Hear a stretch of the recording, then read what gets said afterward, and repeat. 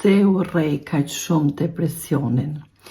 Miki dashur, ti urren depresionin sepse po ta prish zonën e rahatisë. Dhe kuptohet shumë mirë që kur ne nuk ndjejmë ndonjë dhimbje apo kur ne nuk ndjejmë ndonjë ndryshim, ndonjë tronditje në jetën tonë, është gjithçka okay dhe ne nuk ndryshojmë asnjë gjë. Por sëmundja, aksidenti apo një përvojë jo e mirë apo tani depresioni sikur ti e ke përmend, ty të shkund nga ai vend që ti je. Domethënë ty ta prish rahatin.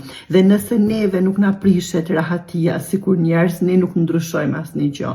Nëse gjithçka hec dhe është okay si masmenjës tonë, ne nuk marrim asnjë lloj veprimi për ta ndryshuar një situatë, për ta ndryshuar jetën tonë. Prandaj mundem të them që sipas përshkrimit të mesazhit që ti ma ke shkruajt, nëse nuk mundesh as të çohesh nga krevati sepse je shumë në një gjendje të keqe, atëherë nisja të lutem me hapa të vegjël. Nisja dhe medito, nisja dhe dëgjo video motivuese apo video që të tjerë kanë pas rezultate të mira.